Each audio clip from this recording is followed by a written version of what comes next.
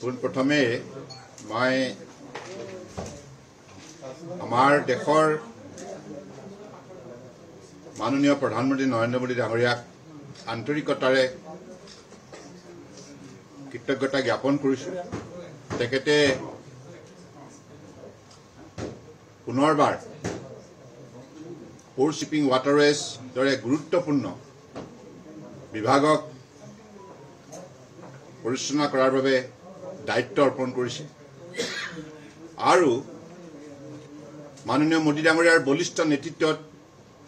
যোৱা দিনবোৰত যেনেধৰণে এই বিভাগে সফলতা বুটলিবলৈ সক্ষম হৈছে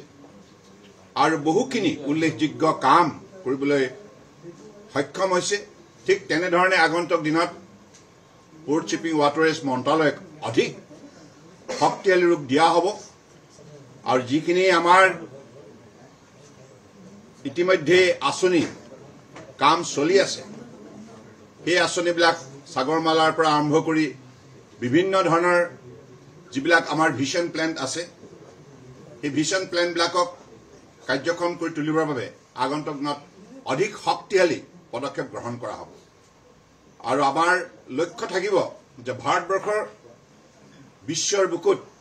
তৃতীয় বৃহৎ অৰ্থনীতি হিচাপে গঢ়ি তোলাৰ ক্ষেত্ৰত অন্যান্য মন্ত্ৰালয়ৰ দৰে পোৰ্ট শ্বিপিং ৱাটাৰৱেজ এই মন্ত্ৰালয় গুৰুত্বপূৰ্ণ ভূমিকা পালন কৰিব। আমদানি ৰপ্তানিত আপোনালোকে জানে যে আমাৰ মন্ত্ৰালয় 96% বাই ভলিউম 70% বাই ভেলু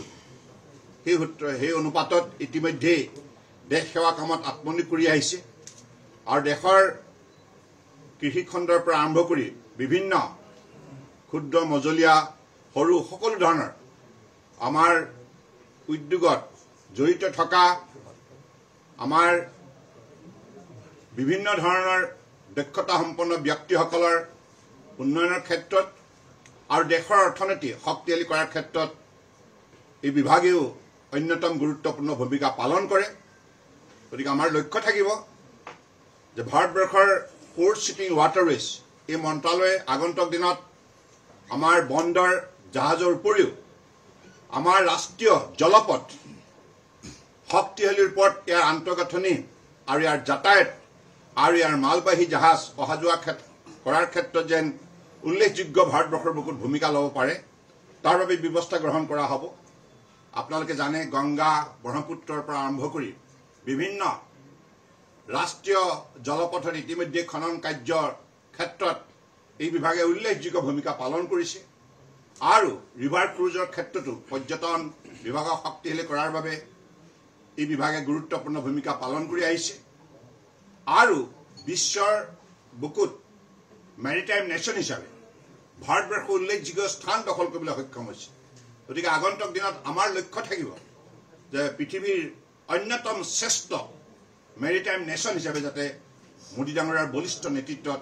এই বিভাগটোক আমি প্ৰতিষ্ঠা কৰিব পাৰোঁ, তাৰ বাবে যিখিনি আমাৰ কৰণীয় কাম সেইখিনি দৃঢ়তাৰে কৰা হ'ব। Thank you. অসমত আপুনি জলপথত এক নতুন মাত্ৰা দিছিলে, এই আগন্তুক 5 বছৰত অসমৰ জলপথত কিবা নতুন মাত্ৰা? নিশ্চিতভাৱে উত্তৰ পূৰ্বাঞ্চলৰ 18খন আপোনালোকে জানে স্বীকৃতিপ্ৰাপ্ত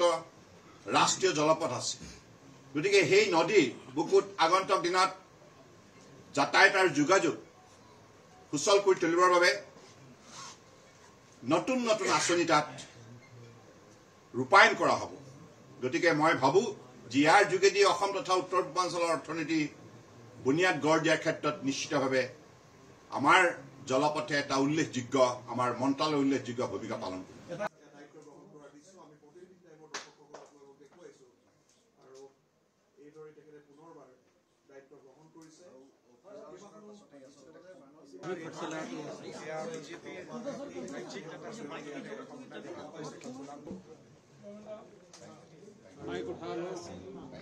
हमें तो